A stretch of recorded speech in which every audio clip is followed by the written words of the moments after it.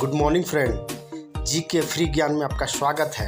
Question 1, rail टेका आंदोलन 2025 किसने प्रारंभ किया था? ऑप्शन ए, ये आंदोलन कुर्मी समाज ने आरंभ किया था।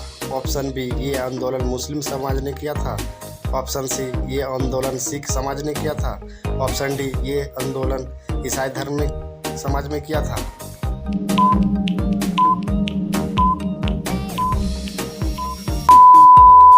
इसका सही ऑप्शन है ए, यह आंदोलन कुर्मी समाज द्वारा प्रारंभ किया गया था 2025 को। अगर इस वीडियो को पसंद होगा तो लाइक कमेंट में ज़रूर बताइएगा।